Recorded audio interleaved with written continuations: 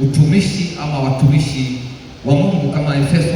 Paulo anaandika kwa Efeso sura ya 4 ile aya ya 11, alizungumzia habari ya watumishi. Alisema wengine aliwatoa kuwa walimu, wengine wachungaji, wengine wainjilisti na mitume na manabii na kadhalika, kwa kusudi la kukamilisha mwili wa Kristo ili huduma ya Mungu iweze kufanyika. Na nikasema ya kwamba kuna watumishi waliopo katika huduma ya Mungu tu, hawa wanaosoma Paulo, wengine mitume, wengine manabii, wengine walimu, wengine wachungaji na kadhalika. Ni watumishi wanaomtumikia Mungu katika huduma ya Mungu. Bwana Yesu asifiwe.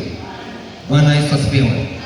Lakini kuna watumishi wengine waliopo katika utumishi wa Mungu, na waliopo katika utumishi wa Mungu ni wote wale ambao wamebatizwa, wamempokea Kristo kwa Bwana na Mwokozi wa maisha yao, wanamwamini Kristo katika maisha yao. Hao ni watumishi katika utumishi wa Mungu. Amen.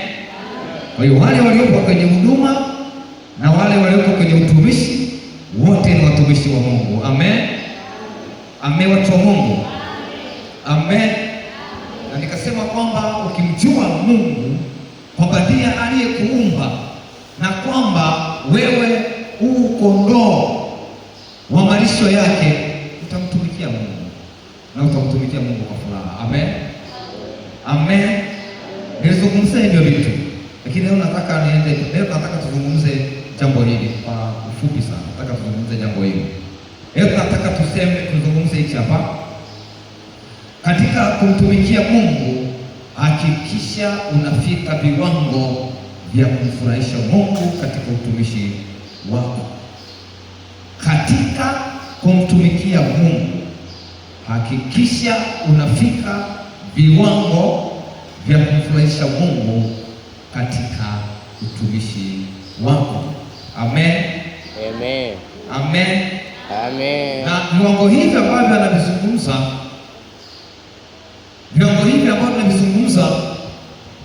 moja ni ile ambayo imeandikwa katika Injili ya Yohana sura ya 12. Injili ya Yohana sura ya 12 ile aya 26. Anasema hivi, mtu akinitumikia na anifuate, nami ndipo na mtumishi wangu atakapokuwapo. Tena mtu akinitumikia, Baba atamheshimu. Amen. Amen. Katika kumtumikia kwako Mungu, hakikisha mazingira ya utumishi wako ya kumtumikia Mungu, wewe unafika katika viwango vya kumfurahisha Mungu. Na ukifika katika viwango vya kumfurahisha Mungu, Mungu anakuheshimu. Hayo ni maandiko, ni maneno ya Yesu mwenyewe, sio theolojia aliyosoma kasisi Mizarudi.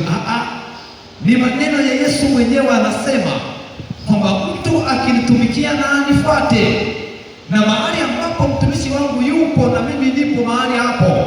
Na akaendelea kusema, akasema tena mtu akinitumikia, Baba yangu atamheshimu. Sema amina. Sema amina. Sema amina.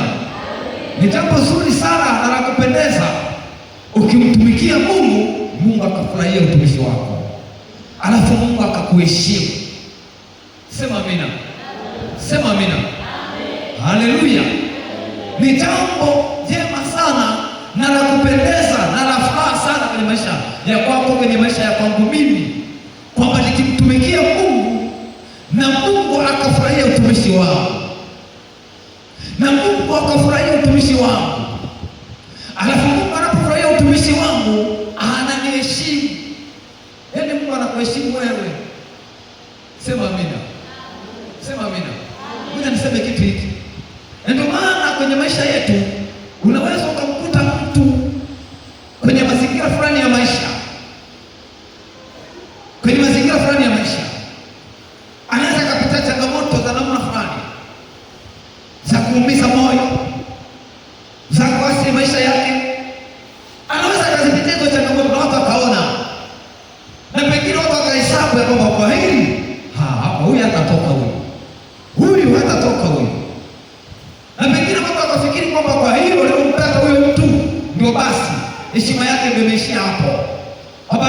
inaishia hapo. Sikiliza nikwambie, kuna watu wanamtumikia Mungu, na kwa sababu sisi hatuoni utumishi wa hatuoni, na tukiona hatutaki kukubali. Kuna watu wanamtumikia Mungu na Mungu anakubali utumishi wao, na Mungu anauheshimu utumishi wao, na Mungu anafurahia utumishi wao. Hata wakipita kwenye magumu, kwenye machangamoto, watainuka tena katika jina la Yesu. Mika alisema ile sura ya 7 ile aya ya 8 anasema ya kwamba adui yangu usifurahi ninapoanguka chini, Bwana atakuwa nuru yangu, nitasimama tena.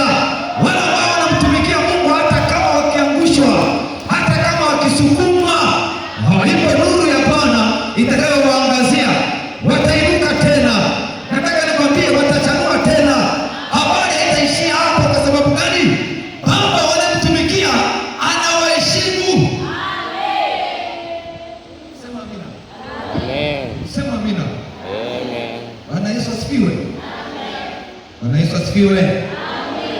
Baba naye wanayemtumikia anawaheshimu. Sio rahisi mwanadamu kukubali utumishi wako. Anaweza asikubali mwanadamu, anaweza asione, anaweza akasahau. Mungu hajawahi kusahau utumishi wa mtu. Mungu hajawahi kusahau utumishi wa mtu. Sema amina. Anakumbuka, anauona utumishi wako. Sema amina. Nimesema kuna watu ni watumishi wa Mungu katika huduma kama mimi. Kuna watu ni watumishi wa Mungu katika utumishi kama wewe. Unapokuja kanisani kumtolea Mungu ibada, umekuja kwenye utumishi. Umekuja kwenye utumishi, umekuja kumtumikia Mungu. Unapokuwa kwenye maombi, uko kwenye utumishi, umekuja kumtumikia Mungu kwa njia hiyo. Unapotoa sadaka yako kwa namna yoyote ile, umenunua majengo ya kanisa, umenunua viwanja vya kanisa, umesapoti shughuli za Injili, umemtumikia Mungu. Sadaka yako unayotoa hiyo, umemtumikia Mungu.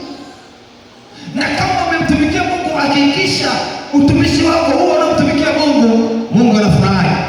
Wanadamu wasipofurahi, wewe achana nao. Wanadamu wasipoona, achana nao. Wewe mtumikie Mungu wako anayeona utumishi wako. Unapokuwa katika nafasi fulani, wewe ni kiongozi, ni kiongozi wa jumuiya, umepewa zamana kuongoza jumuiya, umepewa hiyo huduma, mtumikie Mungu.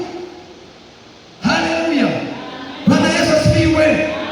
Umepewa hiyo zamana, mtumikie nani? Umtumikie Mungu. Wewe mtumikie Mungu, aone, afurahie utumishi wako. Usitake wanadamu wafurahie utumishi wako. Wanadamu atakuzawadia maneno na kebei, lakini Mungu atakuzawadia heshima.